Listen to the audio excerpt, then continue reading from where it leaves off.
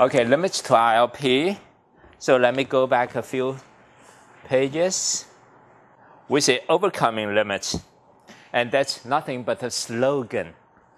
Slogan, you know what slogan means? Okay, that's just a slogan, not easy to do. Advances in compiler technology plus significantly new and different hardware techniques plus whatever, plus the high-level programming language, users' knowledge, everything together, then maybe we can overcome limitations assumed in studies.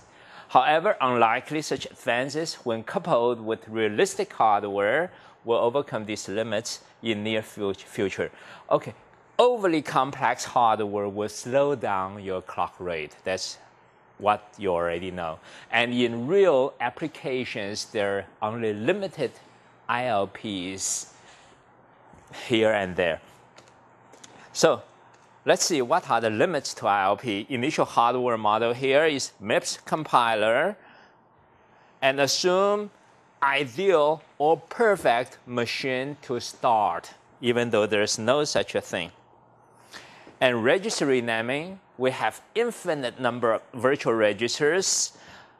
In other words, we can rename in time using unlimited number of storage locations such that all the write after whatever hazards, or in other words, structural hazards can be completely removed.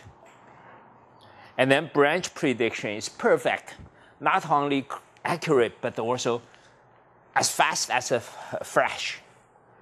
Okay, so no misprediction, always in time. And then jump prediction, the same. In other words, we have removed all the control dependencies. Remember how many dependencies we have? Data, structural, and control. Okay? There is no way we can remove all the data dependencies. The best we can do is to guess. Okay? But hardware or structural and control dependencies are completely removed. So memory address analysis is another kind of dependencies. Memory dependencies, two kinds, data and structural. Or in other words, read after write, write after read, write after write, all kinds of data dependencies also show here in memory. Okay, so we need to do the same in the memory. What can we do? We can do something like this in memory. But this is not practical. Why? Because memory is huge. So for an already huge storage structure, if you want to use even bigger structure to rename it, impractical. Okay, so usually we don't do memory location renaming. Like if you have 1G memory, you want to give it virtual memory locations. How many more do you need? Well, the disk size, space. Usually we cannot afford to do that at memory speed. Okay, I mean DRAM speed, no way. Okay, so no memory renaming has been seen so far.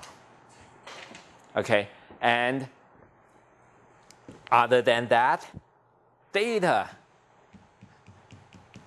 dependence, I mean true dependence, something that's unavoidable, cannot be executed out of order. Things like these can be avoided by out of order execution, by renaming. Okay, but something we never can do in memory. Alias analysis means we want to know addresses of loads and the stores, their relationships, their ordering. Okay, their ordering is specified by the program, but are they using the same addresses? Usually unknown at compile time. Why? Because usually that's a register indirect addressing mode. And the register value can be any. So is R1 equal to R2? Nobody can answer that kind of question unless we get to that point. Okay. Even if you get it hard, right, because the memory module does the mapping, you'll never know what the real mapping is.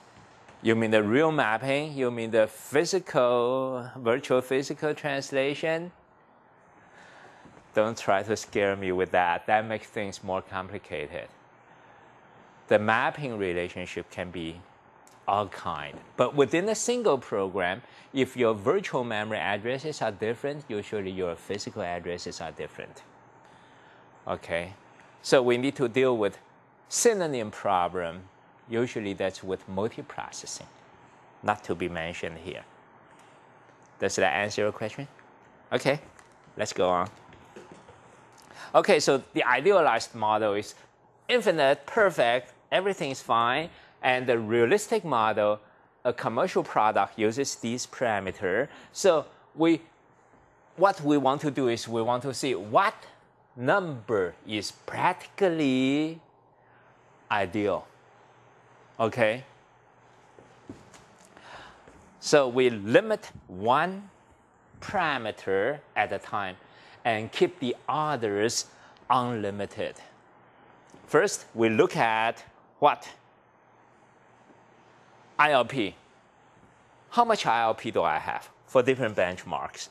And the maximum would be 150 for floating point or merely 62 for fixed point. Integer should be called fixed point. Fixed point doesn't have to be integer. Anybody don't know what I'm talking about? Fixed point merely means that I assume that the binary point is here. Cannot be changed, but it doesn't mean it always located here. Okay, so fixed point can be fractions. Doesn't have to be integers. Okay, so the practical number could be which one of these? We run simulation. That's the instruction window size. Oh, right, instruction window size has to do with ILP. So finally, we think maybe the green is already good enough. Maybe the blue, maybe the yellow, whatever. So let's see what the author chose to use. The author chose to use 2048. And for the instructions issued per clock, the author chose 64. Branch prediction is the next parameter to be decided on. Okay, so we use different, different prediction schemes and choose whichever you think is good for you. No standard answer. That depends on what you want, how much cost you are willing to spend on. And misprediction rates will be like these. These are all just some data. I won't even call these statistical results. Okay, these are just raw data for you to digest, for you to make decisions. Okay, so we chose to use 8K 2-bit predictor. And then maybe we still need to decide on the cache organization and memory aliases. Okay, so things just go on, and I won't go into the details. Okay, how many of you don't have access to the textbook? I see you have one. How many of you don't have access to the textbook? How many of you don't have access to the textbook easily? I know you all have access to it, but can you access easily? Use it daily whenever you want to use it? Have it handy? Okay, you need to read the textbook on this part.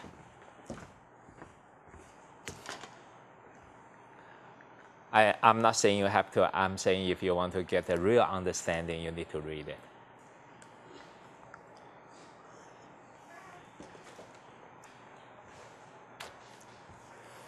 Okay.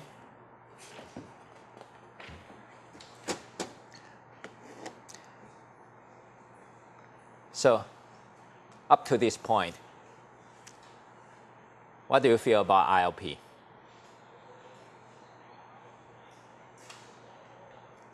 With our current electronics technology, we can almost exploit all the ILP we want. Okay. And probably even waste our hardware resource. Okay, because even though the peak ILP is high, but on average, there are only 2, 3, 4 instructions per clock cycle. On average, very likely only 2 to 3. Okay, so you have how many ways? Many ways. Most of the time, they're keeping idling. I mean, when I say wait, I mean pipeline, instruction pipes. Okay, how many instructions you can execute simultaneously? Most of the time, all those pipelines are idle. So how to exceed ILP limits of this study? These are not laws of physics, just practical limits for today and perhaps overcome via research. And compiler and ISA advances could change results. Is complex instruction set computer easier to parallelize its programs, or RISC is easier to parallelize their programs? Which one do you think is easier to parallelize? The answer is RISC, because RISC has many more operations, because those operations are primitive, so it has to use more operations in order to accomplish the same task. Plus, all the operations will be executed in the same length of time, easier to put them together in parallel. Okay, so for CISC machines, it's more difficult to parallelize. Okay, and compiler and ISA, I was trying to explain to you why ISA has to do with this. Okay, compiler, of course.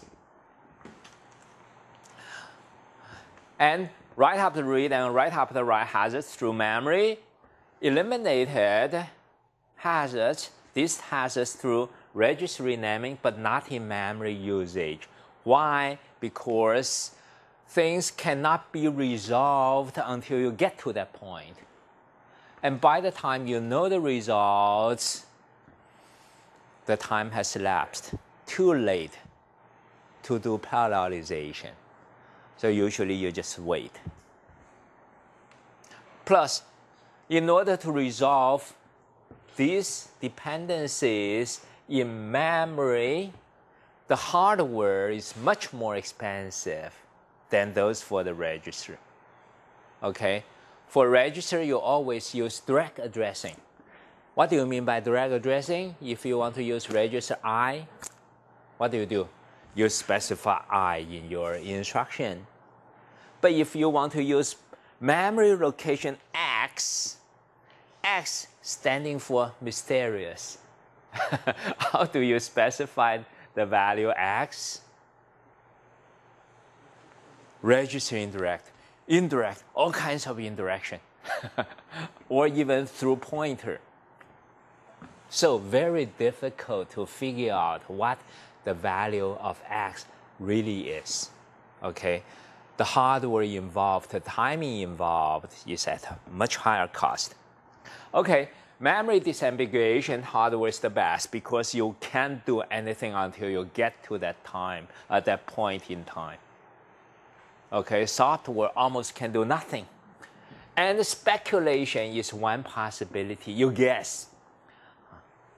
So hardware is the best when dynamic branch prediction better than compiler time prediction. Okay, what's the best for the branch prediction, and if anything goes wrong, the exception handling is easier, and hardware doesn't need bookkeeping code or compensation code. Like in the VLIW, we need to put in all kinds of compensation code. Undo something, redo something, making the program even larger and very complicated to get right. Okay, even for hardware. And scheduling software can look ahead to schedule better, and compiler independence is because the hardware changes all the time. Whenever you find a bug, maybe you'll come up with a new version of the CPU hardware. Or whenever you have a better idea, a new version comes out next week. So there's no way we can change compiler at such a pace. Okay, compiler changes are very complicated. So a new version of compiler usually comes out no more frequently than annually. Okay.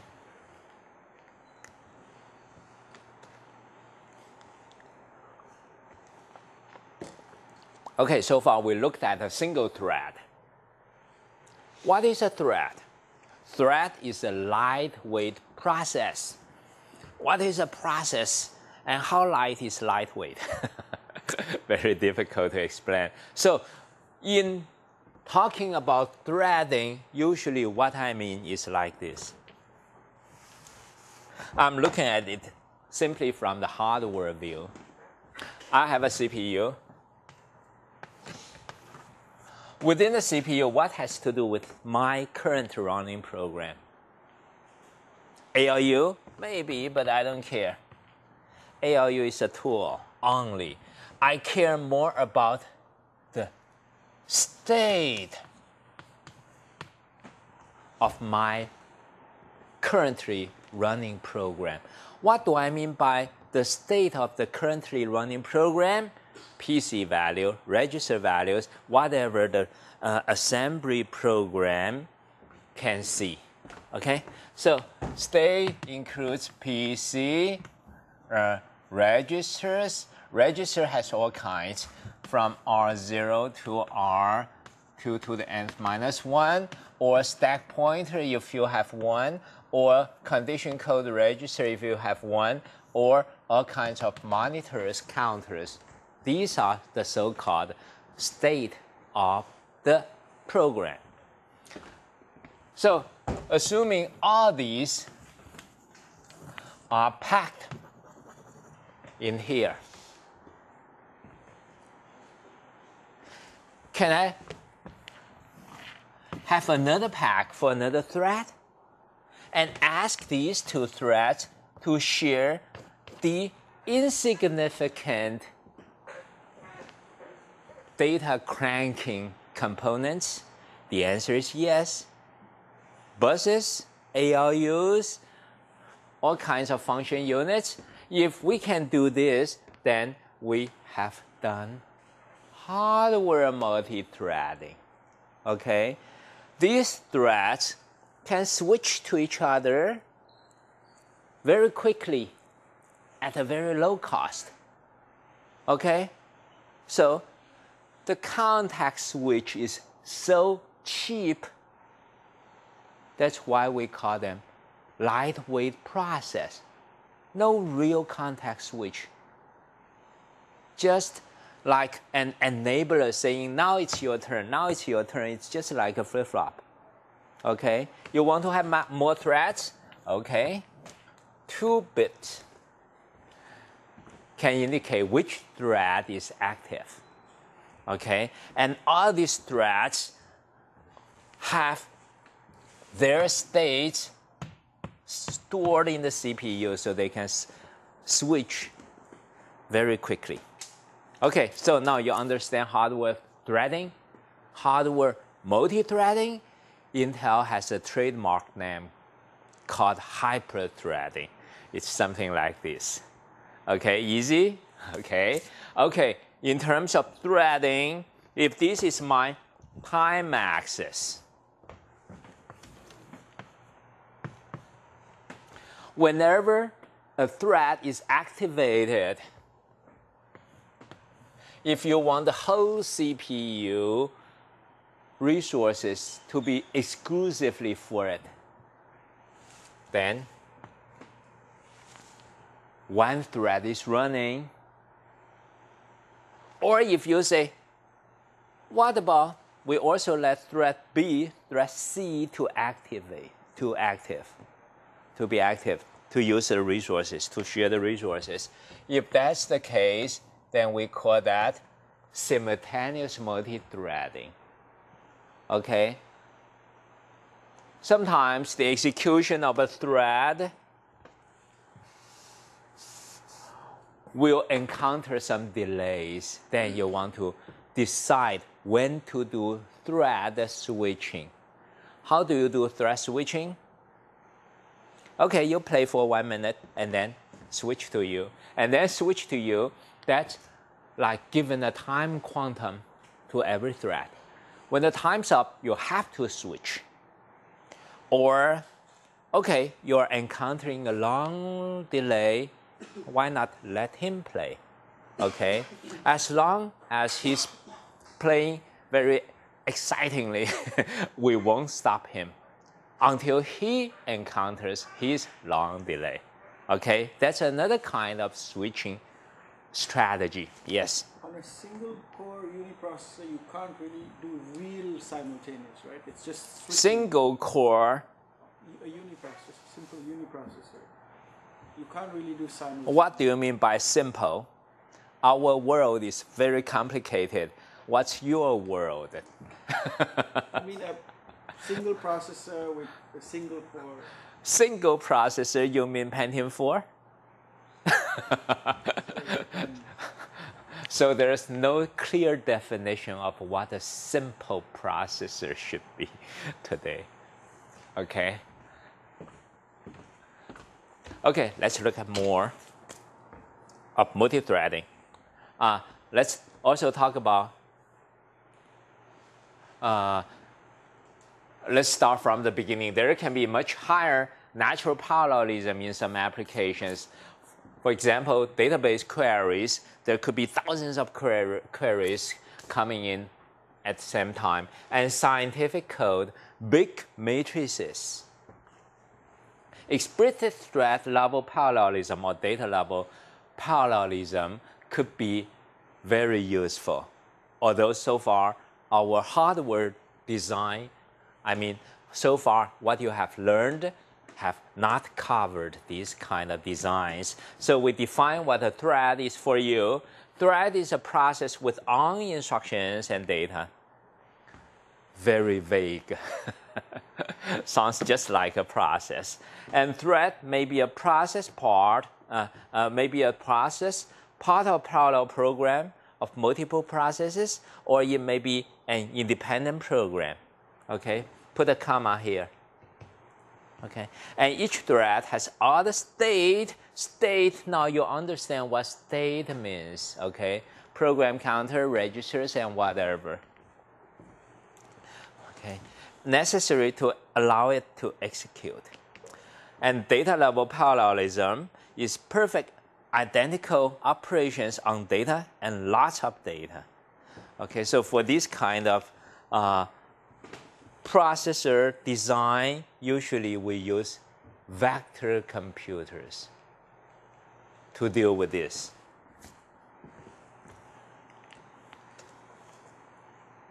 ILP exploits implicit parallel operations within a loop or straight line code segment. When we talk about ILP, very often I mention the term basic block, okay, or straight line code, okay, and thread level parallelism, on the other hand, explicitly represented by the use of multiple threads of execution that are inherently parallel. Many threads come into play, and goal is to use multiple instruction streams to improve throughput of computers that run many programs. And execution time of multi-threaded programs. So multi-threading can be helpful for multiprocessing or can be helpful for programs which can be threaded, single program or multiple programs. So TLP could be more cost-effective to exploit than ILP. Could even be a better way than ILP. Have you heard of multi-core? Before the multi-core era, we designed very complex single-thread CPU. Later, we found the utilization of the hardware is way too low, so we switched to another design philosophy which uses much simpler processors, even as simple as a RISC single pipeline processor. When I say RISC single pipeline, what comes to your mind? What comes to your mind is 100% hardware utilization, right? So if I use many of these, and if all these are 100% utilized, then this design can be much more productive than this design. Most of the time, utilization of this is only 20%, 30%. Why not multi-core? Okay? Okay? So when you have a multi-core, how can you use this? Run OS, run user program, run email, run whatever. You have many jobs to do in your personal computer anyway, right? Do you think multi-core is a better idea? Maybe. Okay?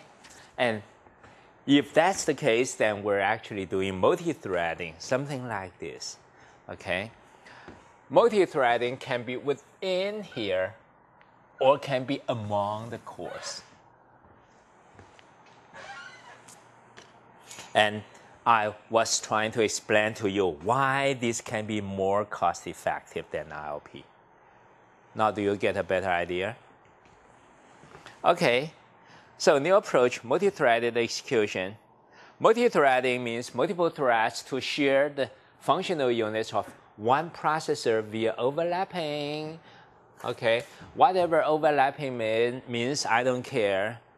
You don't need to care about this too much. But anyway, one processor with many function units, how can we fully utilize this? The key is to have many thread states ready to consume these function units. So processor must duplicate independent state of each thread. Yes, we did. Okay? And that is a separate copy of register file, a separate PC, and for running independent programs, a separate page table, whatever you need. And memory shared through the virtual memory mechanism. Many of you should already understand how virtual memory works, okay? Which will already support multiple processes. And hardware for fast thread switching. So thread switching can be very fast. All the things outside are just tools, just resources. Your raw material, your tool, hand tools, okay? What matters are the states of the threads. So fast thread switching is very possible. We don't need to go out to the main memory. So the context switch speed is maybe 100 times faster than the regular processes. Regular processes may take over 10,000 clock cycles to context switch. Here we can do it in maybe only a few cycles. When to switch?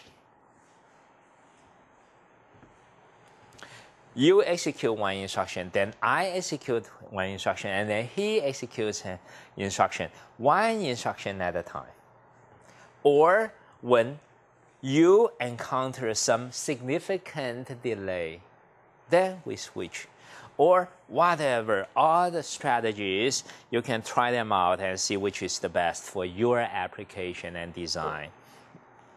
So we roughly classify multi-threading in two categories, fine-grained or coarse-grained, no clear boundary between the two. And when I say classifying based on this, what do I mean? I mean when to switch. Okay. After a few instructions, then switching is possible, then it's fine-grained. After bundles and bundles of instructions, and then maybe switching is possible, then I call that coarse-grained. Okay? No clear boundary between the two. Switches between threads on each instruction, causing the execution of multiple threads to be interleaved, very finely interleaved. Okay? So any insignificant delay, such as load use, stall, will be hidden. Okay? So it has its advantage, and the control is very simple. Okay? Usually done in a round-robin fashion, skipping any stalled threads. If, however, you still need more stall, then I'll just skip you. And CPU must be able to switch threads very efficiently. Advantage is it can hide both short and long stalls, since instructions from other threads will fill in when you have short stalls. Okay? And the disadvantage is it slows down execution of all the threads, since the execution time of all the threads will be lengthened by many times, depending on how many threads you have, no matter what. And it's used on some commercial products. Coarse-grained, thread switching only occurs on costly stalls. Okay? And advantage is reliefs need to switch all the time. So we don't need a very fast switching, and doesn't slow down threads, since instructions from other threads issued only when the thread encounters a costly stall. So if you don't have any stall, then you can run from the beginning to the end using all the resources you want. Okay? Of course, blocking the execution of the other threads.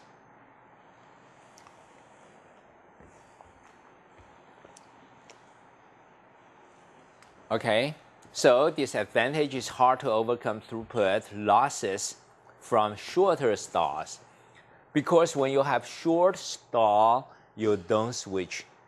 Everybody waits. Resources are wasted. Okay, because of the startup overhead, coarse-grained multi-threading is better for reducing penalty of high-cost stalls, where pipeline refill is much smaller than start time. Okay, so should you use this, or should you use fine-grained?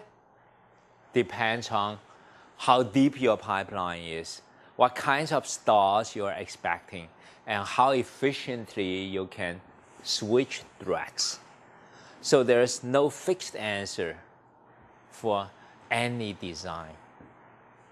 Okay, that's why you need to understand. You don't just memorize. You need to be able to use your knowledge to make decisions. Okay, these are all kinds of stalls.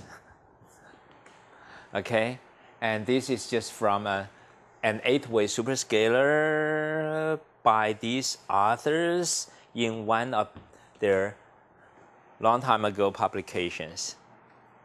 Okay, not much I need to talk about.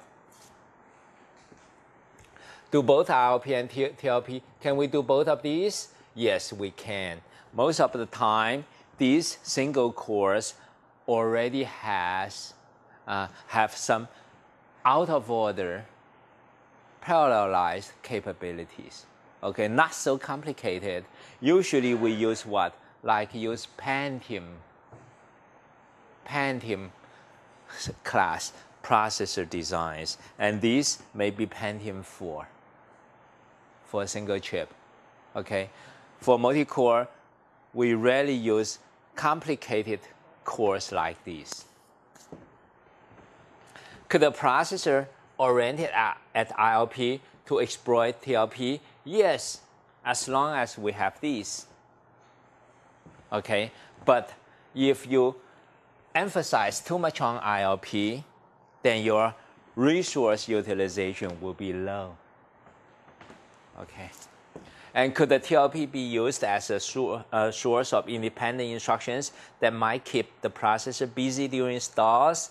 The answer is definitely yes.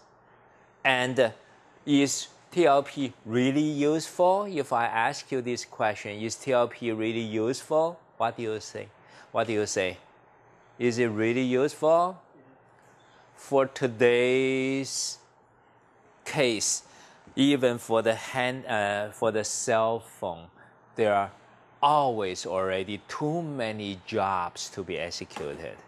Okay, so TLP should be viable for today's applications. Could TLP be used to employ the functional units that would otherwise lie idle when insufficient ILP exists? The answer is yes. Okay, of course they can compensate each other, making the whole system better utilized. You see, I always mention the word utilization. We have so much resources. How to be smartly use them is our job. Okay, simultaneous multi-threading. If I have 8 function units, and this is the time axis. If I have only one job to run, then maybe I can use 2 of these in cycle 1, and maybe 3 of these in cycle 2, and maybe sometimes no function unit can move. Okay? But if I have, however, 2 threads, I still let the yellow thread to take on the priority, and let the blue thread to fill in whenever possible. You can see there is better utilization of the hardware resources without slowing down the yellow thread. We already see some advantage. Okay. And simultaneous multi-threading. What do we mean by simultaneous multi-threading? Go back to the previous page. This is simultaneous multi-threading. Anytime, any thread can run. Okay.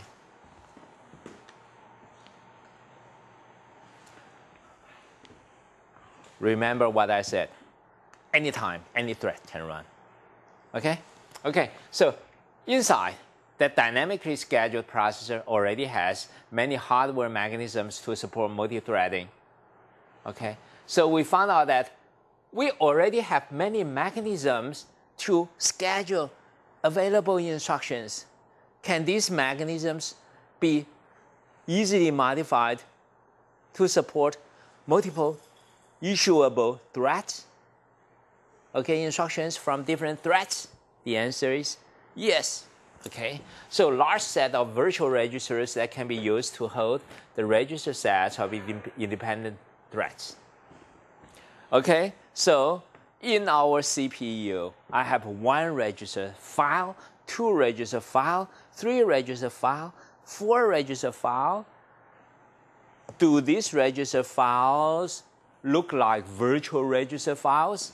Yes. Okay, it's just like register file renaming. Okay, something like that. You will never hear this term outside of here. Okay, it's not a commonly used term. Okay, so we already have many register files, and register renaming provides unique register identifiers. So instructions from multiple threads can be mixed in data path without confusing sources and destinations across the threads. Many instructions, all the instructions may say R1 plus R2, put the result in R3, but other instructions mean different R1s and different R2s and different R3s. How do you identify all these different RIs? Our mechanism in single thread out of order execution with register renaming already is able to handle multiple versions of R1, remember? Okay? So it can handle different versions of R1 along the time axis. It can also handle the different versions of R1 across different threads. Why not with only simple modification? Can you do 1D array addition? 1D, one-dimensional array addition. Can you do the hardware design? Easy. ALU, ALU, ALU, ALU. Right? Right? Then can you do 2D array addition? Easy. Expand adders in another axis, space axis. So here we're dealing with different versions of R1 along time axis. Can we deal with different versions of R1 across threads? It's just that easy, very simple extension. Okay? Okay, out of order, about the same. You should be able to do it. Leave some room for you to let your imagination fly. Any questions so far? They're not really different versions of R1, right? Because each thread has its own address space, if you will. Right. Maybe not different versions of R1. Maybe now we don't have the out-of-order execution capability for this simple course. But even if we do, the most complicated case, can you still handle it? Should be able to, right? Other questions?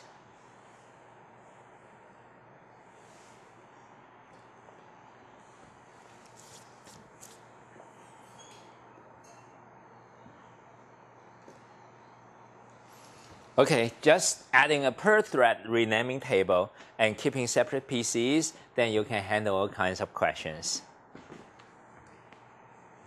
Okay, so we categorize multithreading in terms of when you switch, context switch. So if there's only one okay, this question is meaningful only when we have many execution resources, right? That's why we assume that we have 4 pieces of resources, whatever they are, maybe 4 function units, okay? And this is the time axis. Okay, with only one thread, we see some waste. Here, fine-grained threading says, U run for 1 cycle, and B runs for 1 cycle, C runs for 1 cycle, D, E, A, B, C, D, E, A, B, C, D, E. Even if you have nothing to do, maybe there's no green at all, but anyway, this time slot is allocated for you. Okay, so switch on every clock cycle. This does have some advantage. What? Very simple hardware. Okay, very simple hardware. Okay, is that an advantage? Clock rate. Okay, could be many. The advantage can be reflected in many aspects. This coarse grain, whenever you encounter big trouble, then I'll fill in. And then yellow fills in, and then green fills in. For how long? Depends on how long it takes for the red to get into big trouble. Okay, we look for big trouble and then switch thread. Or multiprocessing means I partition our hardware resource beforehand. Like if I have so many cores, 16, okay, I can run 16 threads, but every thread has its exclusive processor to use. Okay, no sharing once things start. Okay, and the simultaneous multithreading, just get in, grab whatever you want, and if you can get hold of that piece of hardware, run your code.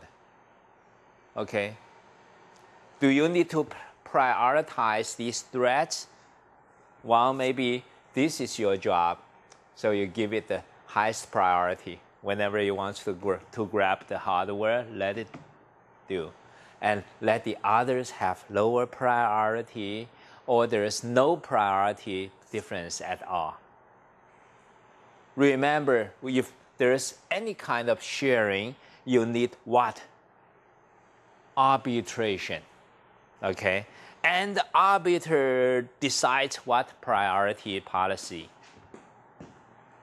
Okay, so whatever policy can be implemented.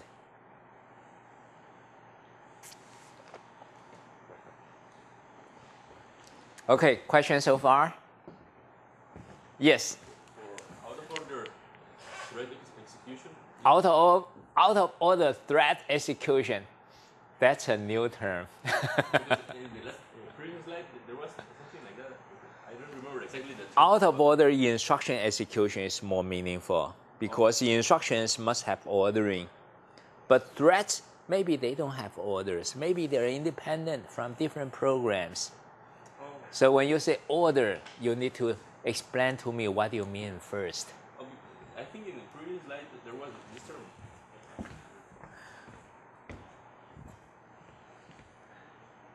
Find it. Yeah, out of order completion allows. We're talking about dynamic scheduling of instructions. Okay? That mechanism can be used for what purpose here? Okay.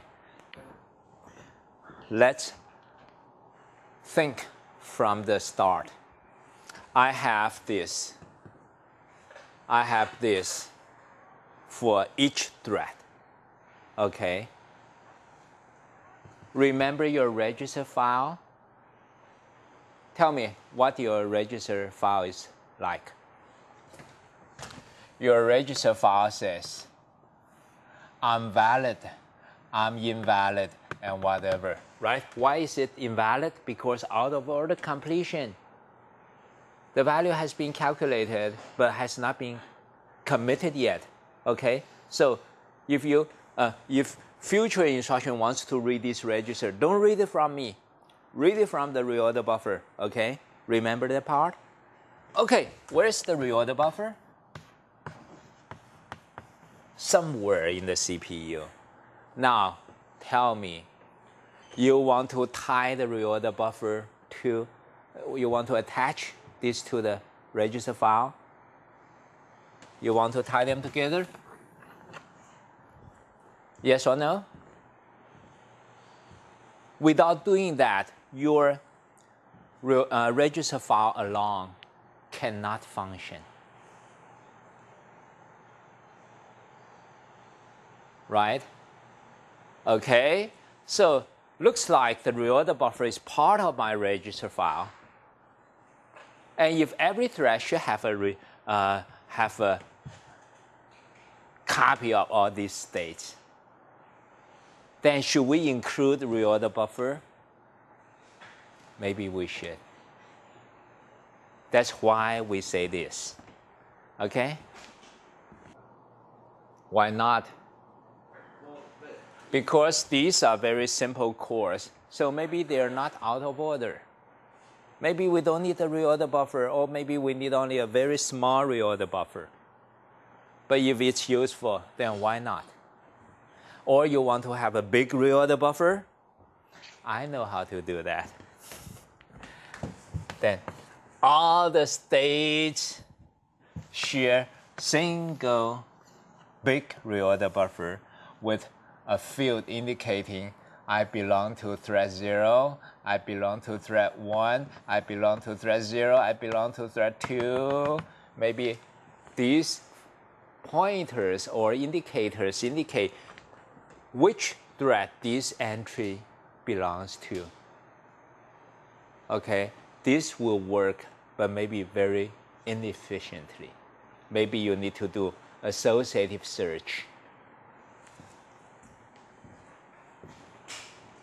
But anyway, such a design is possible.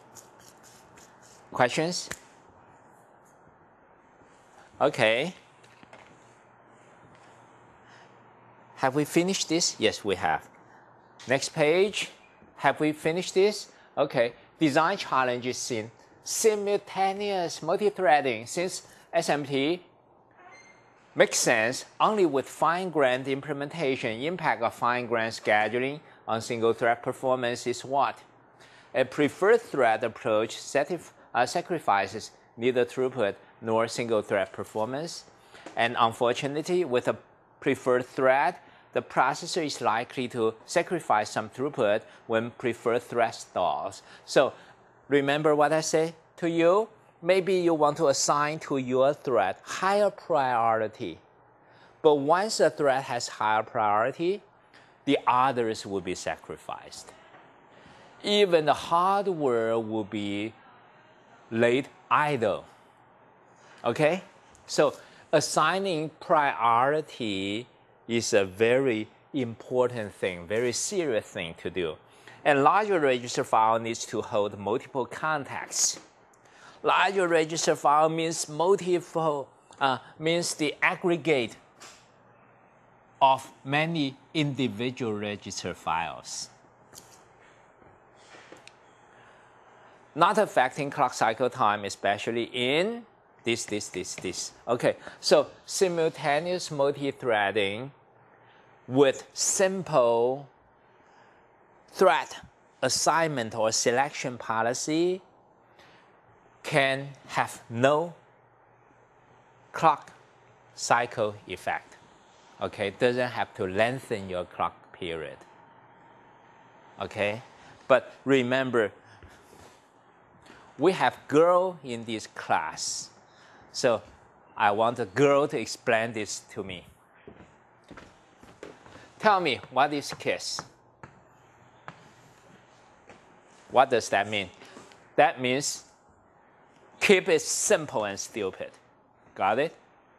Okay, explain to me what is KISS. Keep it? Right. Always remember that's the rule of thumb for hardware design. Okay? Okay?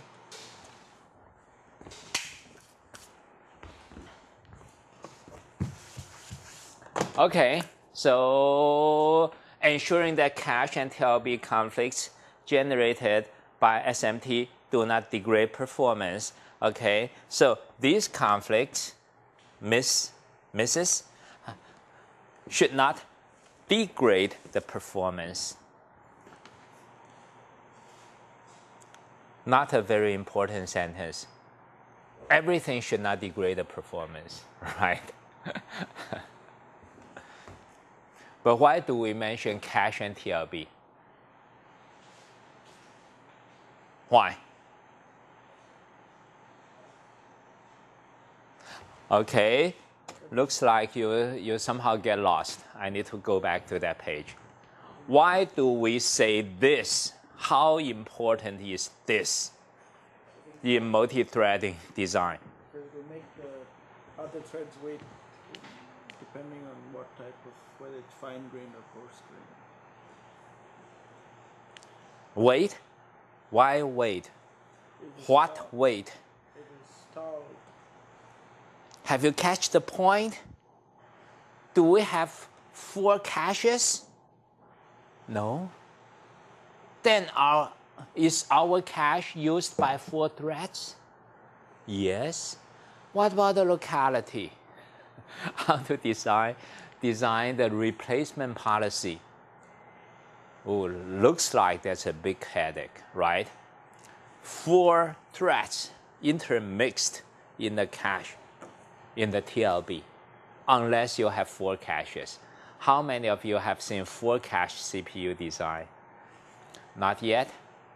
Okay, that'll be my invention. I'll apply for patent.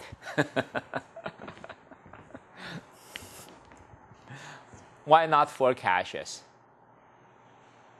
Because memory, cache memory, SRAMs are expensive. Because processor cannot afford to have so many memory ports. Okay, but someday it might become practical.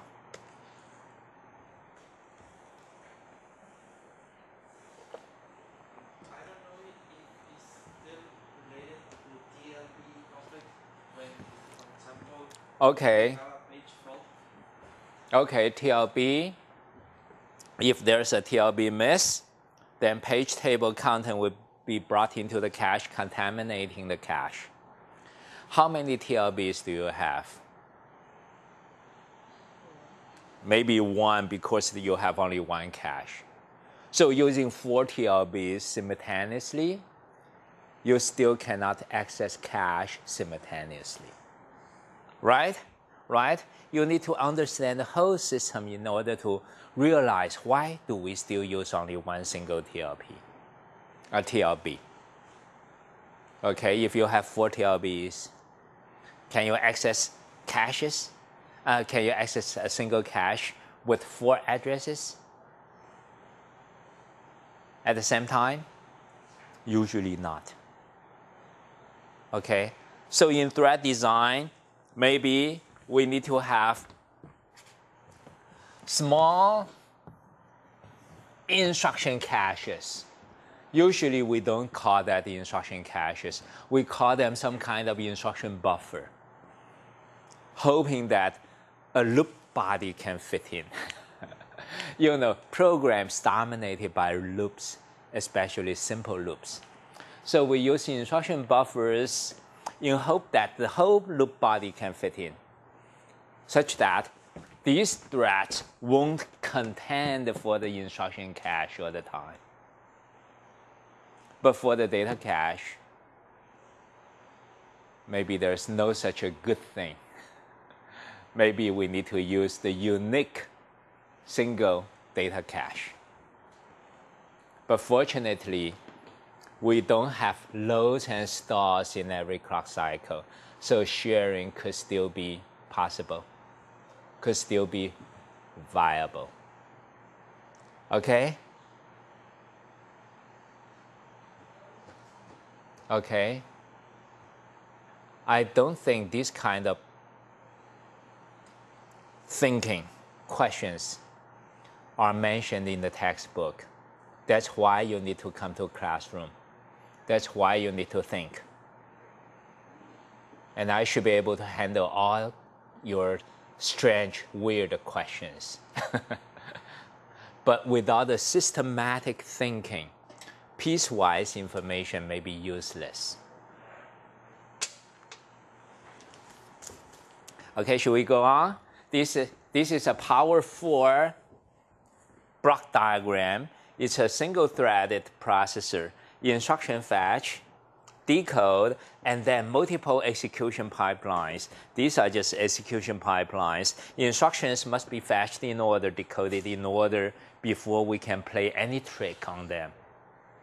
Okay, so this is a single narrow entrance, and then things open up. We can have some parallelism. Single-threaded processor,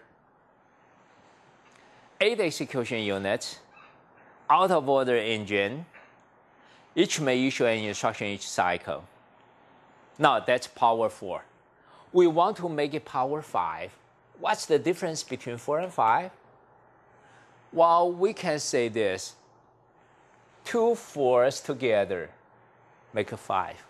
5 is multi-threaded. 4 is single-threaded. Okay? So let's see. How does power 5 look like? Okay, so maybe we have 2 fetches, and then 2 initial decodes, and perhaps the subsequent decode bandwidth requirement is not that high, and then we make these multi-threaded, and then we need 2 commit units. Okay, very simple changes. What about these? Hey, it looks weird. We still use the same number of function units. At least not significantly more. Why? Because I told you they're most of the time underutilized. So maybe let them get clouded for some time, but most of the time won't be too not busy, idle all the time. Okay.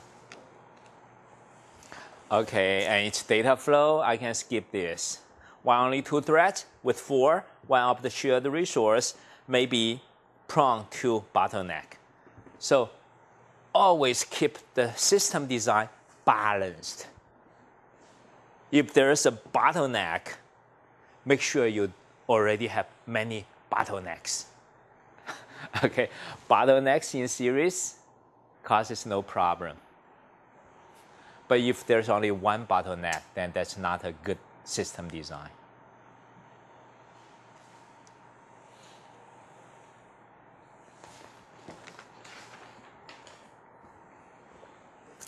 Okay, so our Power 5 can run 2 threads.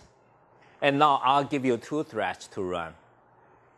And if I assign the 2 threads with the same priority level, then system utilization, the instructions per cycle, you may view this as the system utilization will be the highest.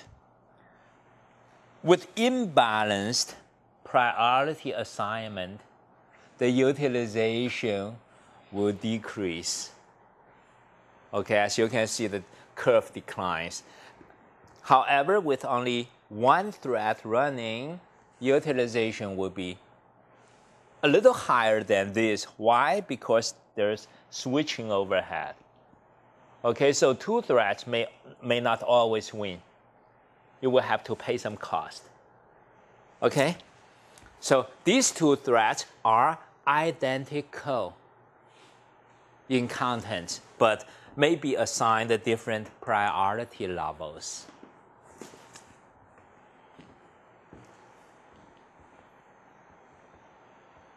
Okay? Okay, it's time for a break. Maybe let's finish this topic. Where are we now? Okay, so changes in the design. In Power 4, you should be able to conceive the design on your own. But if, however, I want to change that to a multi-threaded design, what changes do I need to make? First, increased associativity of L1 instruction cache and the instruction address translation buffers. Why? Because the cache will have to keep data from 2 different individual threads. So there's no so good locality, okay? And more storage freedom can accommodate threads, the code or data from different threads. So we need to have more freedom. Not more misses, right, as a result? Possibly. For sure. But we need to amortize that thing. And edit per thread load and store queues. The queues, within the queue, what do? We check dependencies. Okay? And these 2 threads have nothing to do with each other's load store dependence. So maybe we need to have 2 queues. And increased size of the L2 for sure. and L3 for sure. And added separate instruction prefetch and buffering per thread, of course. Each thread will have different control flows, different codes inside. Increase the number of virtual registers from 152 to 240. Increase the size of several issue queues, and the Power 5 core is only about 24% larger than the Power 4 core. So let's see what 24% means to you. It means this is somewhat like the Power 4 performance. And Power 5, with that much more time, it can finish twice the work. Okay? And the hardware cost is 24% more. Okay? So now you know the cost, you know the gain, you know how to judge.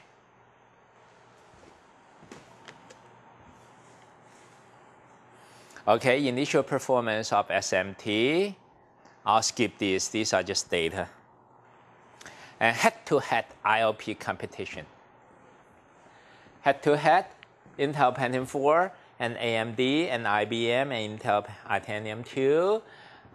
They have these microarchitectures, and fetch usual execution width is 334, and so on. And function units has so many of these, and clock rate is this. Okay, this is at higher clock rate. These are slower, but they have wider instruction issue bandwidth. And transistors and die size, so many transistors. Die size are all big things, big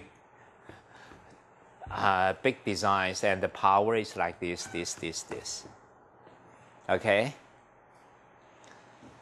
So they are designed for different purposes. But anyway, they're all hot-selling products. You can have access to most of these easily. 2 threads. How many threads? I don't know. Maybe you can figure it out from here. Okay? And via IW. Okay? So you should be able to read this and tell the stories. Can I ask a question? Yes. Why do we bother to fetch more instruction than issue?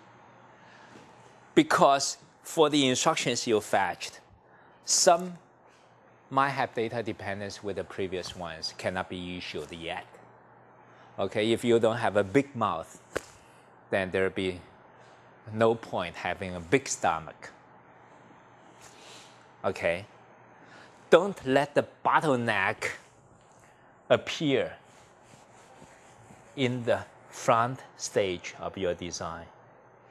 Okay, that's why we always have wider issue bandwidth, and maybe then narrower decode, then narrower execution, then even narrower commit. For the fetch,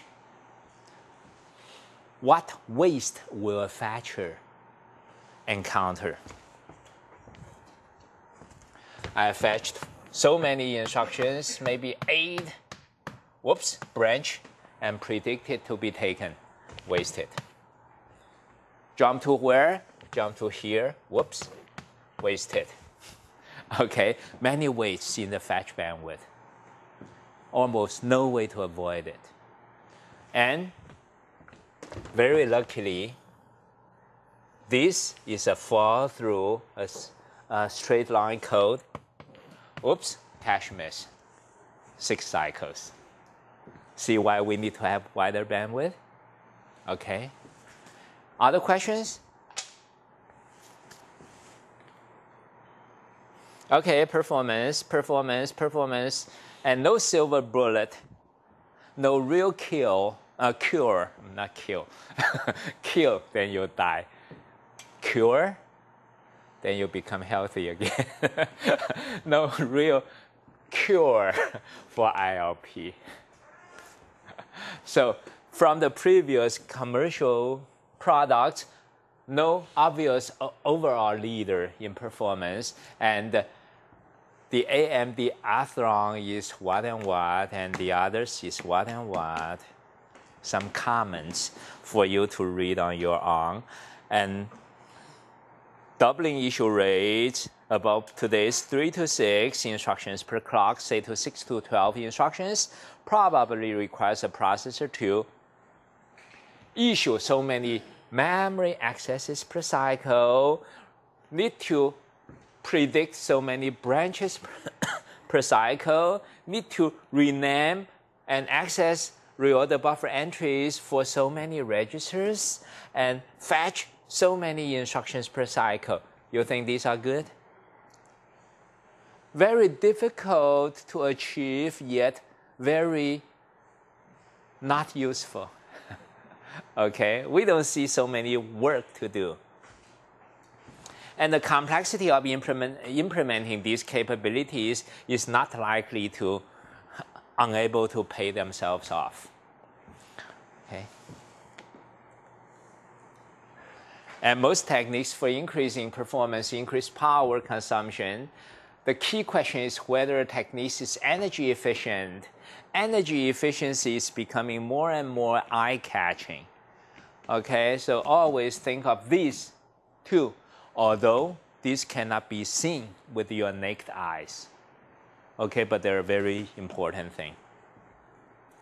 Okay, and multiple issue processor techniques all are energy hungry and inefficient.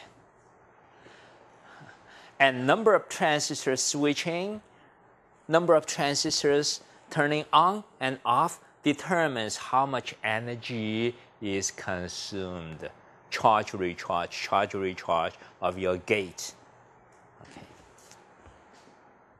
And as the designs are getting more and more complex, the gap between peak and the real performance that we can get is widening and widening.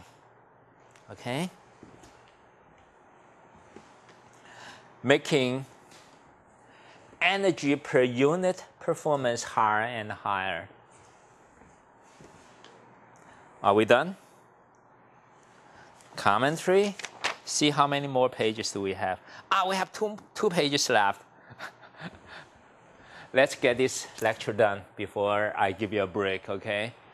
So Itanium architecture does not represent a significant breakthrough in scaling ILP or in avoiding the problems of complexity and power consumption. The design of Itanium is intended to replace Pentium for the PCs. But we found out that power consumption, power efficiency is very important, and we really don't have that much ILP in PC applications. So it failed in the marketplace, and it found another better place for its purpose, for its characteristics, which is the server design. In server, we always have many tasks running. Okay, so this can be put in use there. And instead of pursuing more ILP architects, are increasingly focusing on TLP implemented with single-chip multiprocessors. So hyper-threading was trademarked almost 20 years ago. Okay?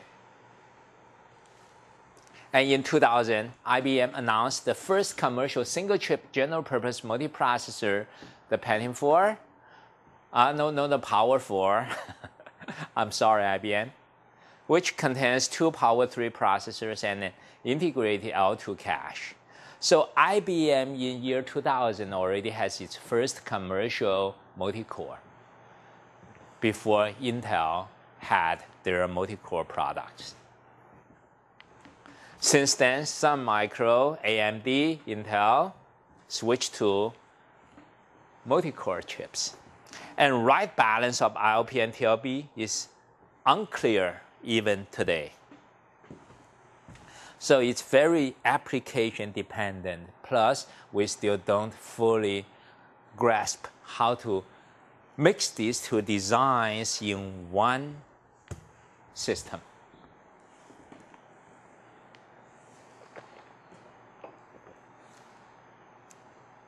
So in order to make this statement, what is our final goal? If you don't know our final goal, then I say we haven't been able to do it. You say yes, yes. But you don't really understand why. What's our final goal? Maximize utilization. Too high level. Make it more practical. What he says is maximize utilization. Even a grade school student knows that. But my point is how. What's our final goal? Our final goal is to be able to design some mechanism which can be used for both ILP and multithreading, both ILP and TLP. Depending what we're encountering, our mechanism can always handle it well. Okay, right? Set? What do you mean by high utilization? Yes. And this mechanism should be KISS. Now you all know what KISS means. Okay, so last page. Limits to ILP seem to limit to 3 to 6. Explicit parallelism, in other words, if we have big data structure, then the design would be different. Maybe array of processors, DSP, vector computing. We'll talk about that later. That's a special kind of application with special kind of design to deal with it.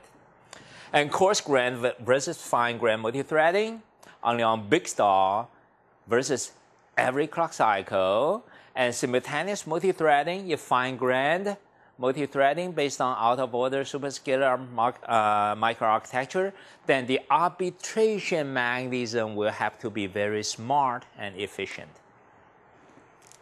Itanium or explicit parallel instruction computing or VLIW is not a breakthrough in ILP because the ILP comes from the application in nature. And these mechanisms, our hardware, software is only to exploit the ILP. If application is not changed, then the exploitable ILP is fixed. Balance of ILP and TLP decided in marketplace. And we need to have a very smart, flexible mechanism to be able to switch between these and these, okay, freely at any time and efficiently. That should be our final goal. First, let's make sure what we do. Okay, so things are very clear. And let's start lecture 10. Any questions so far? 1, 2, 3, 4, 5, 6, 7. So about 4 students haven't shown up yet. Hopefully they'll come in.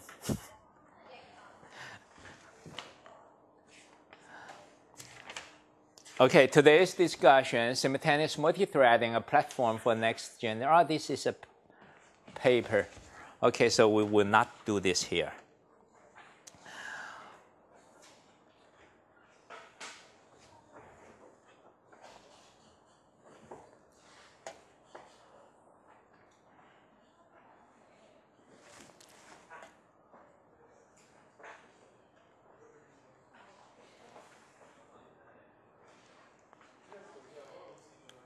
I will not cover these questions for future, which was raised by the author of the textbook years ago,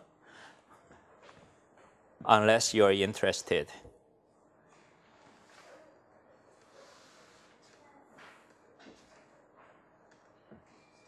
Whoops, no more. Lecture 11. What is a vector? a vector is a kind of structured data type.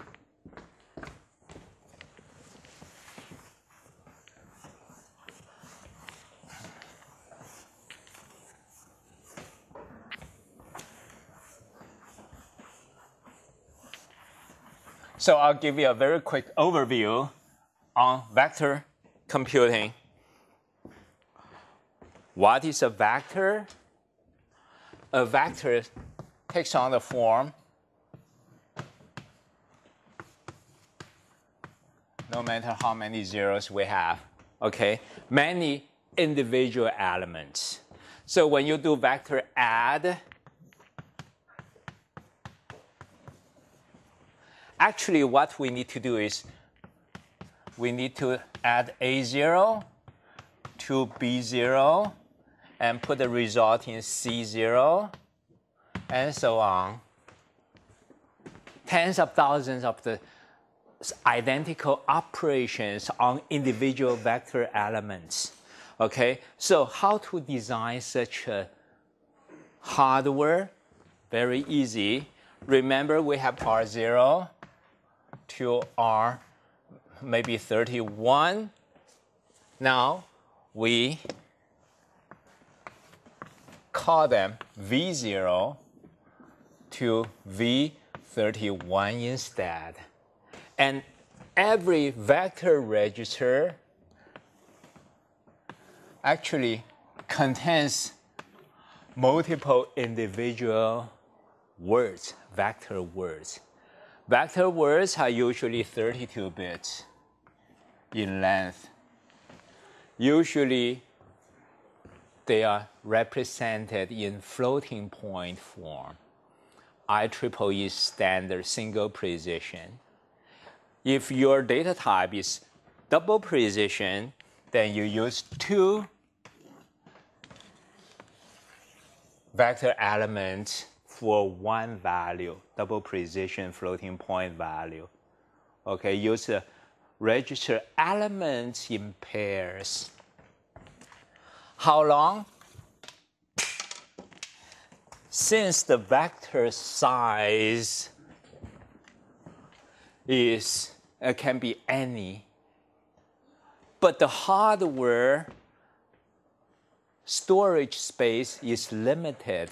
So usually we give it, say, 64 elements, for instance. And if your vector is too long, then we chop them into pieces. 64 per chunk, and process a chunk at a time. Okay? Okay, sometimes for the 64, maybe I want to operate on this one, but not this one, not this one, but that one.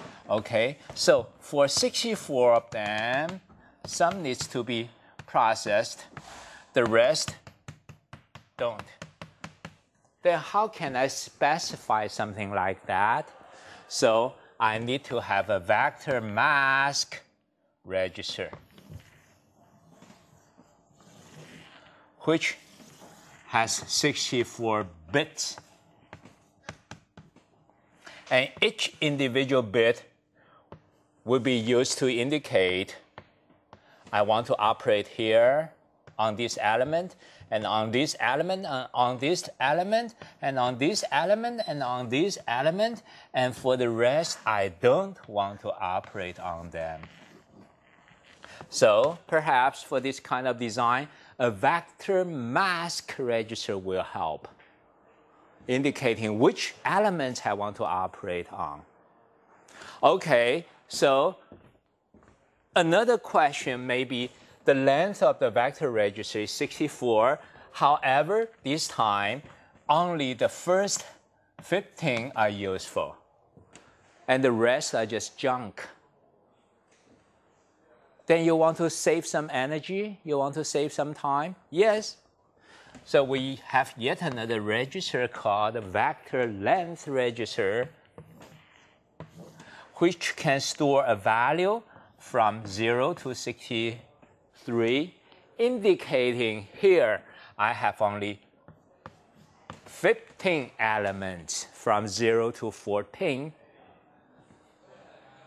in the vector register which are significant. The rest are the junk.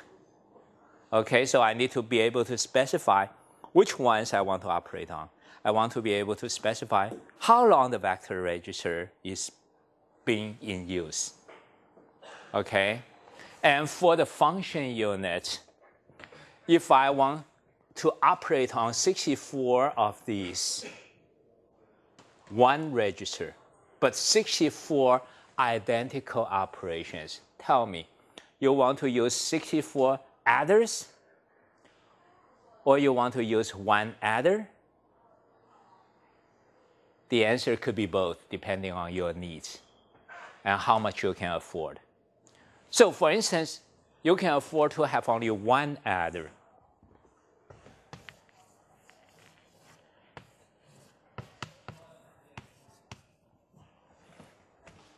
This adder is floating point adder.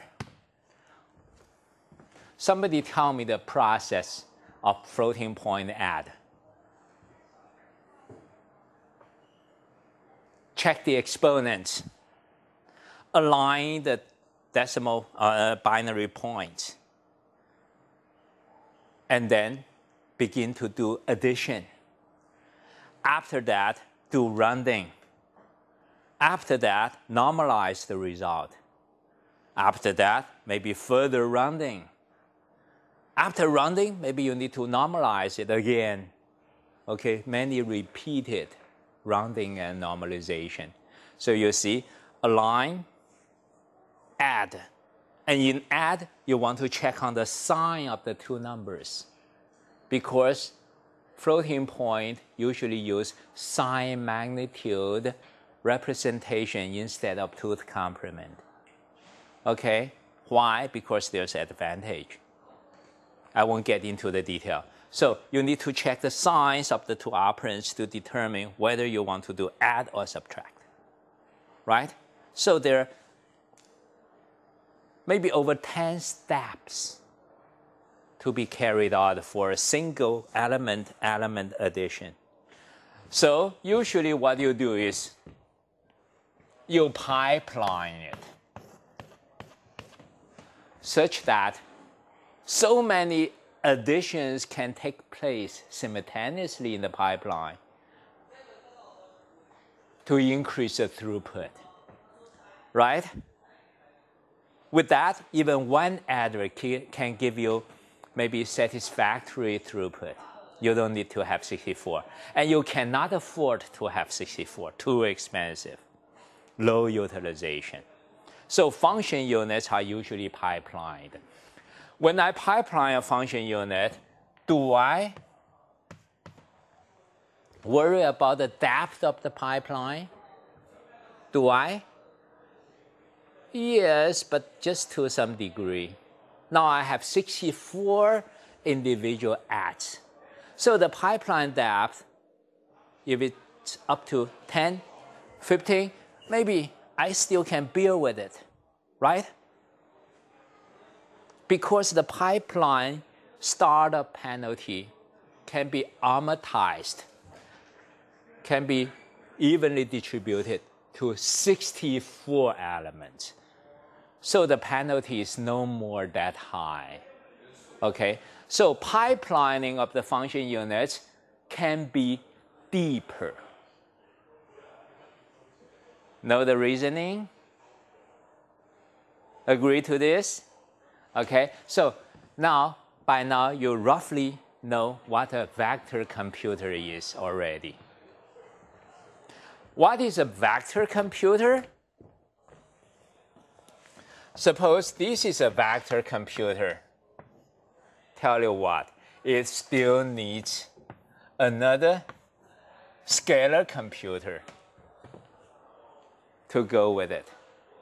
The scalar computer does the regular scalar computation to help handle control.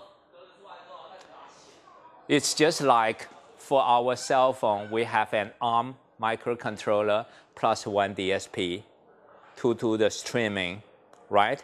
We always need a fixed point, scalar processor.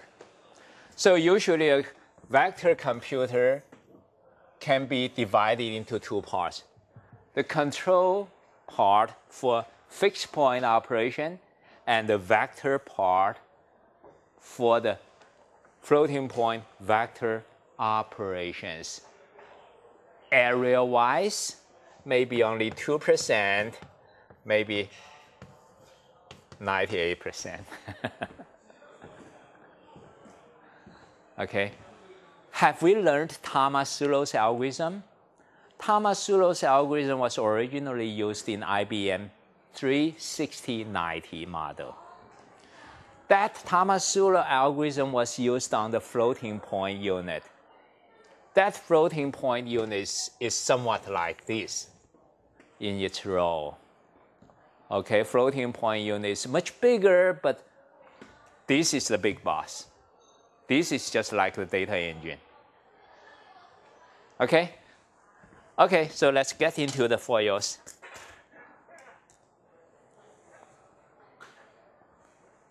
Gee, we have only 1 week left. And about half of the foils. Let me go faster. Supercomputer, because this kind of design is expensive, easily cost over 100 million US dollars. So we gave it a nickname, gave this kind of computer nickname, Super. Okay, so long time back, supercomputer stands for vector computer. Definition of a supercomputer was the fastest in the world at a given task, or a device to turn a compute-bound problem into an I/O-bound problem. In other words, the computation power is almost unlimited. In other words, the task itself requires a lot of computation. Or any machine costing over $30 million, or any machine designed by Seymour Cray, a great computer system designer in the 70s, even in the 60s. And he died in a traffic accident in the 90s sometime. I don't really recall. And CDC 6600 was a representative machine. Okay, so supercomputer could mean different things. But most often it means vector computer. Their applications could be military research, scientific research, weather forecasting, oil exploration, and industrial design like car crash simulation, or dynamic fluid simulation, or molecular structure simulation. All involve huge computations on large data sets. In the 70s to 80s, supercomputer means vector machine. And today, the fastest machines are the clusters, the blade-type computer, rack-type computers. Okay? No more vector computers. And the vector supercomputer is symbolized by this machine in 1976. It has a scalar unit, you saw this, and vector extension, you saw it, and low-store architecture for the vector unit. It uses the low-store architecture. Vector registers, vector instructions, hardwired control, highly pipelined function units, interleaved memory system because memory is huge and you want to have very high fetch bandwidth, and the fetched data has very predictable patterns. So interleaving the memory can be very useful, effective. And data sets are huge, used once, and next time when you want to use it, you don't know how long ago, how long in the future. So data caches are usually useless.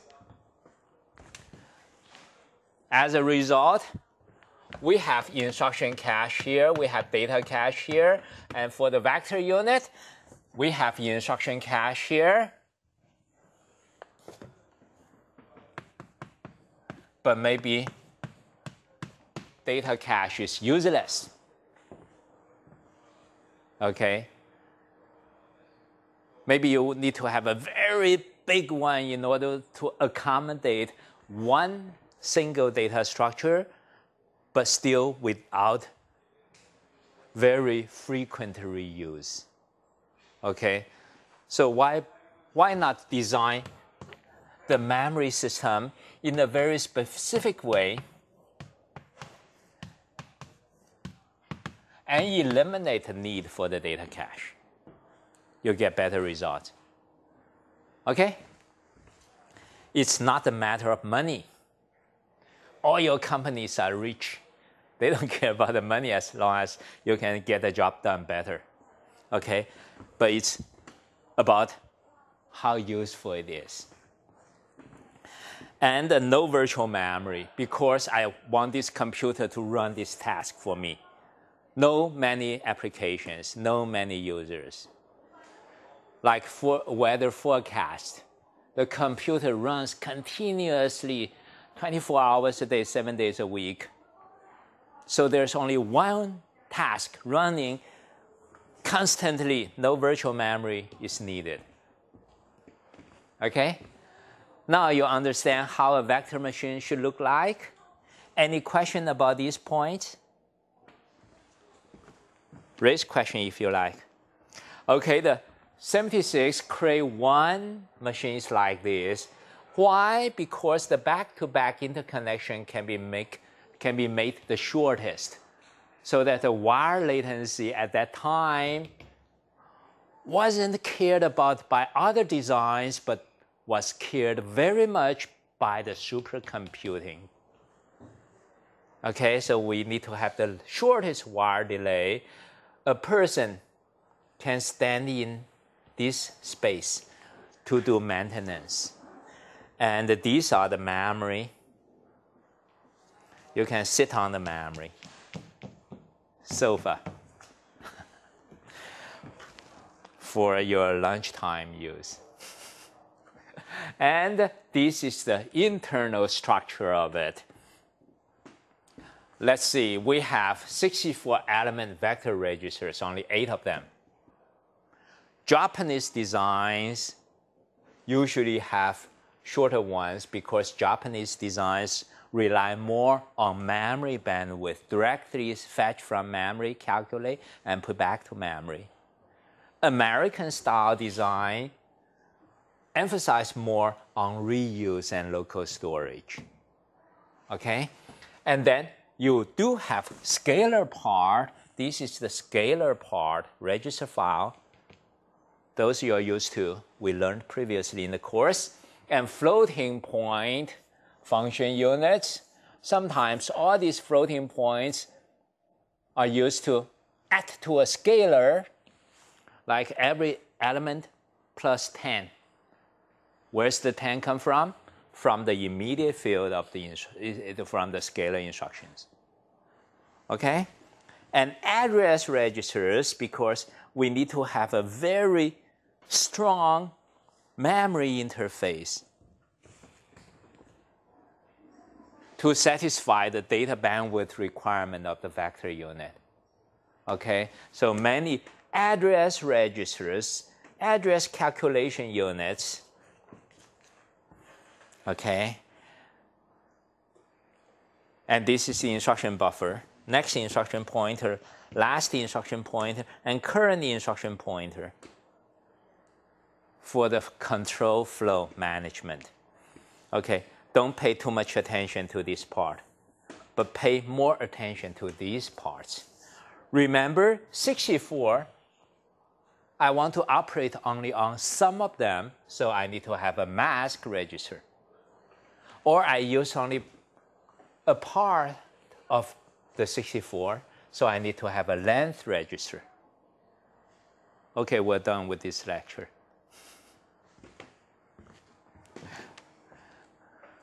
Vector programming model, we don't need loop anymore. We use vector instructions. C is equal to A plus B. One instruction says it all. If you want to write it using the typical RISC type instructions, you need to write a loop and let it loop for 64 times. And plus, if it's in a loop form, then these elements will be processed one at a time, losing some parallelism. Okay?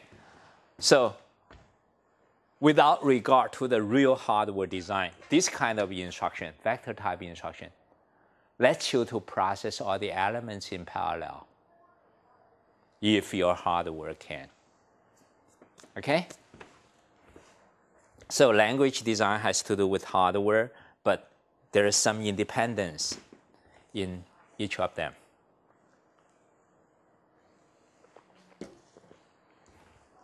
We look at the registers. We have so many scalar registers, so many vector registers. Don't care too much about the numbers. The numbers can vary. Okay, we also have the length register. So when you want to do vector add, assuming you have so many adders, all the additions of individual element pairs can take place in the same time. And the load and the store, your load can be from here. In every 4 words you want, in every 2 words you want to load in 1 word. So we call this the stride. Stride, distance of your steps. Okay, so this is like condensing the elements that you really want to process on, making the back-end hardware more efficient. So the load store can have this kind of capability, striding, or sometimes even gathering. Gathering means one from here, yet another one from here, another one from here, another one from here, and the locations of these desired elements don't have a good pattern. Okay? The gathering could be very, very irregular. But the load instruction must have that kind of capability too. Why? Because once you can do that, then your back-end hardware can be very efficient. Okay? And after you gather, calculate, you need to scatter the results back to their original place. Maybe not original place, maybe some other store destinations, but again, locations don't have a good regularity. Okay. So loads and stores do need some special capabilities to deal with vector type data. Okay.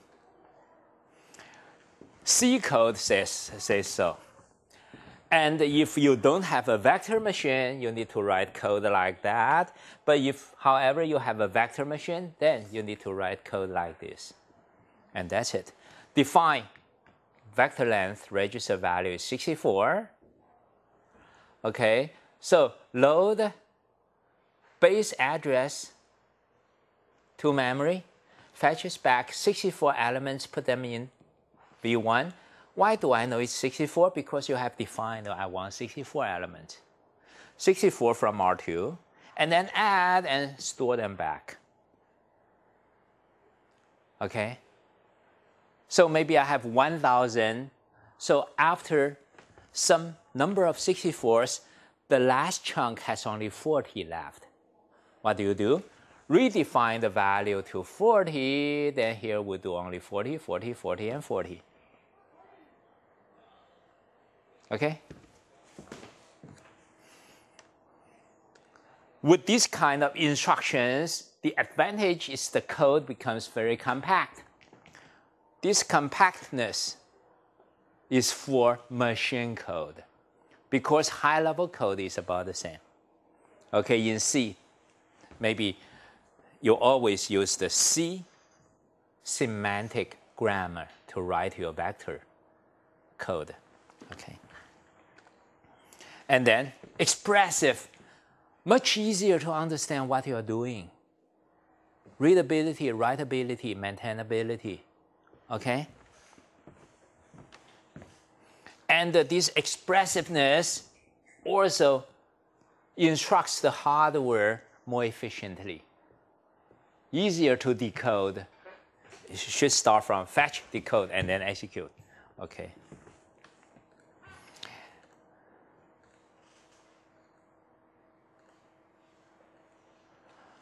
Okay, the expressiveness includes all these points and scalable.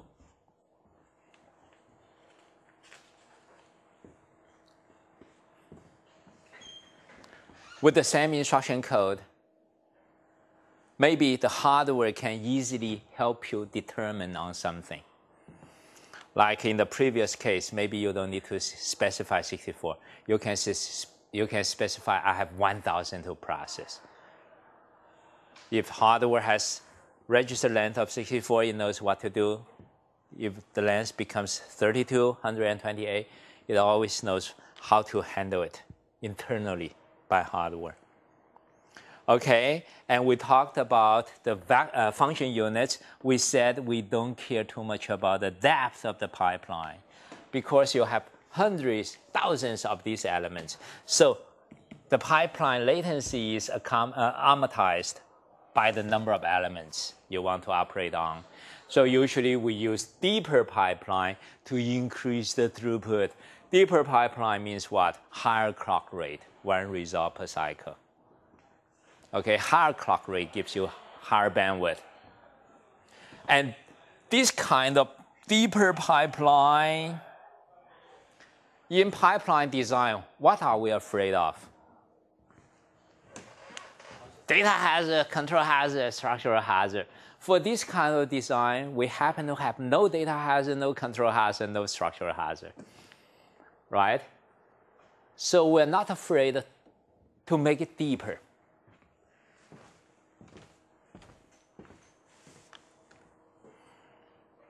And memory is usually interleaved into banks, such that the fetch bandwidth can be greatly improved. Of course, we need to have many interface pins on the CPU. Is that a waste? No, they're always busy, okay? The more you can have, the higher productivity you have. So it's not a waste, okay? Okay, so we know what base is, we know what stride is, we know we need to have some very in-time address generator to generate addresses constantly to do the high bandwidth fetch. And perhaps one address can bring in a whole bunch of data in continuous addresses, okay, because they're data, they're vectors.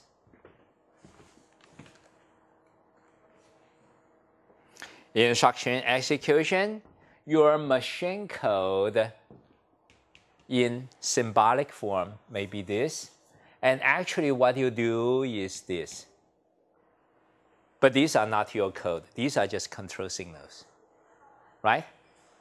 Just the data flow.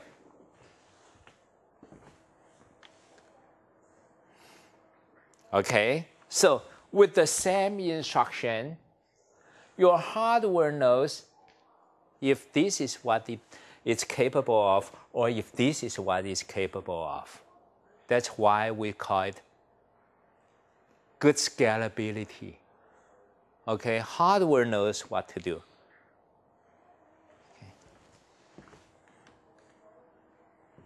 Okay, so these may be vector registers chopped into pieces. And these are the function units. Depending on how many you have, you'll know how to lay out your block diagram. And such design is very easy, very efficient. And it's exactly what we need. Okay, don't care about this terminology. This terminology, if you're not going to delve deeper into this field, you don't need to memorize them. Okay, so this is a UC Berkeley project. They designed the T0 vector microprocessor in '95 and claimed it's a very good design. Of course, we don't take their words for it. Okay, so when dealing with vectors, you need to make decisions.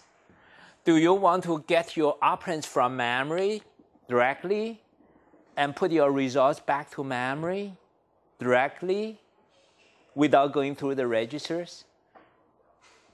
Or do you want to have the registers for intermediate temporal storage? Which way do you like better?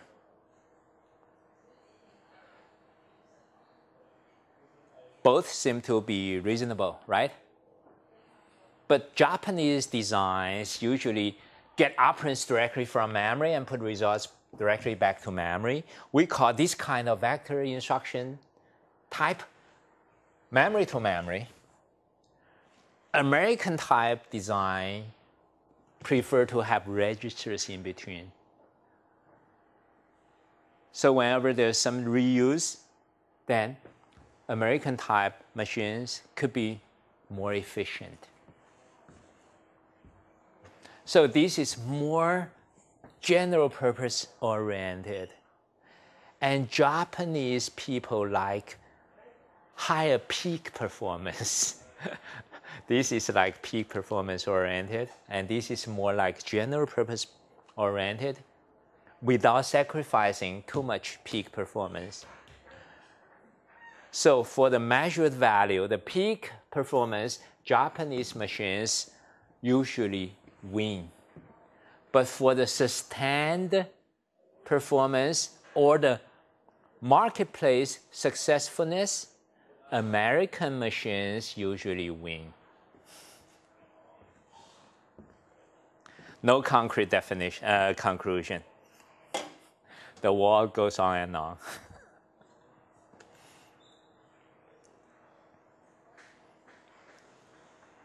Okay, these are just some examples. For memory machine, the code looks more compact because you specify memory locations directly. For register, you need to load your operand into registers. These are registers first, and then operate, and then store back to memory. It looks more tedious, but opportunity for reuse are there. Okay. When I say reuse, I mean reuse directly from the register, saving some time. But don't forget, this memory bandwidth is so high that the initial latency can very often amortized again. Okay, for vectors, I don't care about the initial latency very much.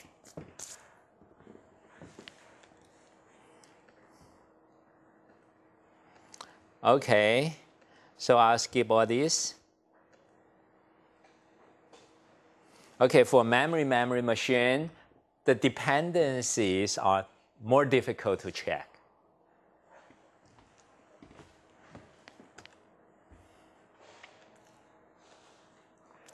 And in the marketplace, the register machine wins, so we ignore memory type design from now on.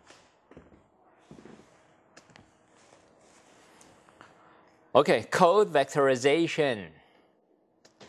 We use compiler, maybe front end, maybe back end. Here we talk about back end.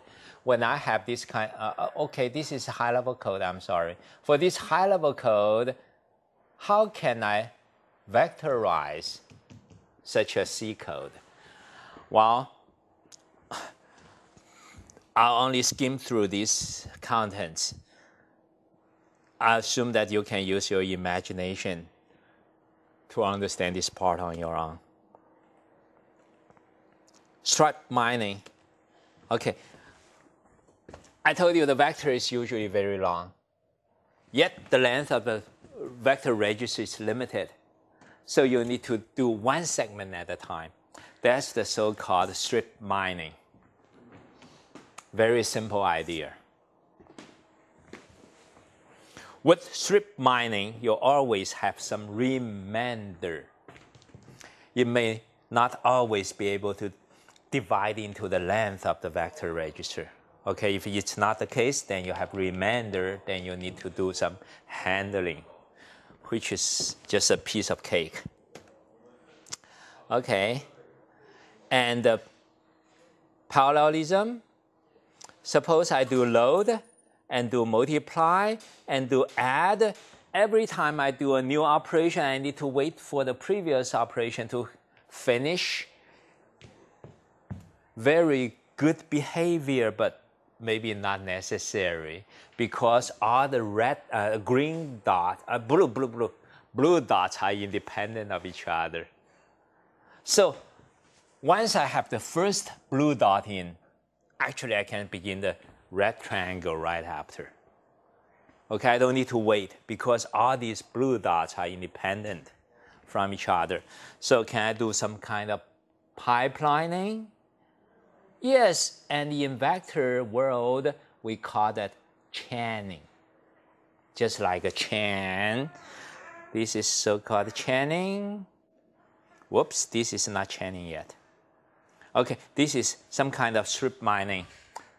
Strip mine the big vector, okay? And if these elements are in register in chunks, the operations will have to be on one chunk at a time. Okay, this is a real chaining. Chaining usually is used when we talk about different operations. And this operation means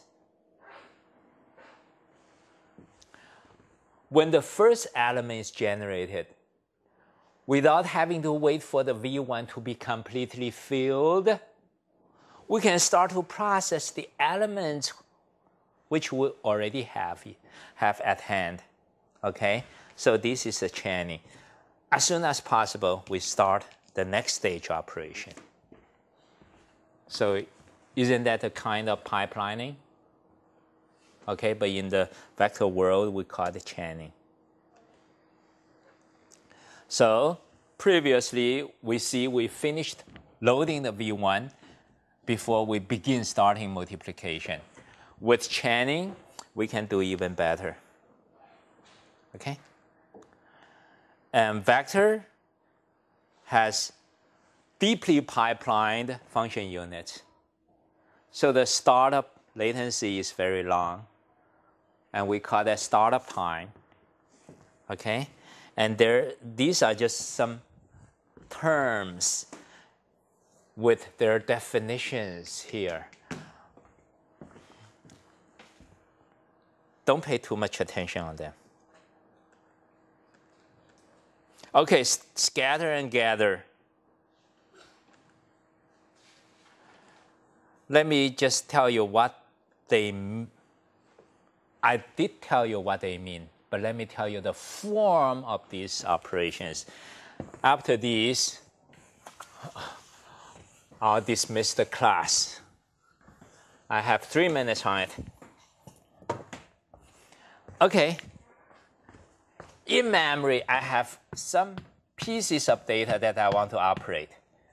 And since the operation on these pieces are all the same, why not do it in the vector form? Okay? Location-wise, I don't see any fixed pattern of these elements. But how can I gather them? Okay, it looks like a vector. But the first piece is at location A0. The second piece is location A1.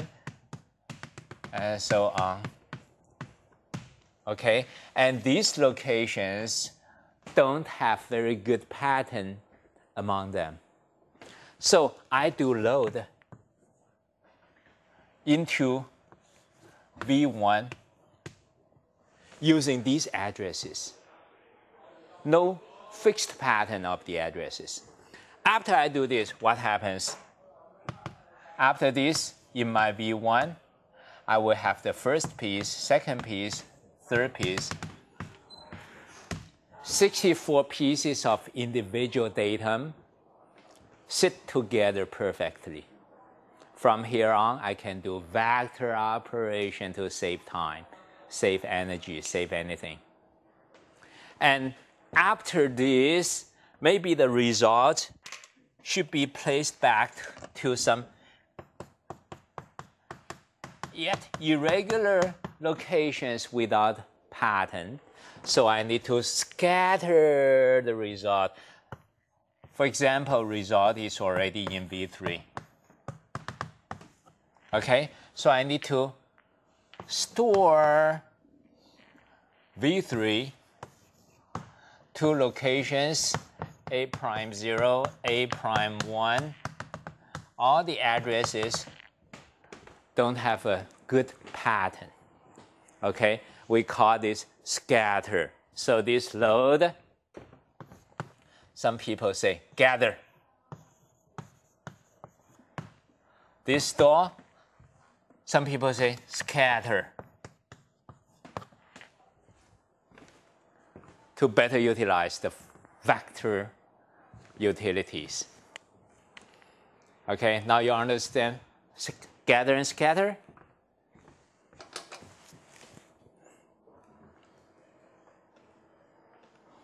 Okay, I have to keep my words. Vector conditional next week. Any questions so far?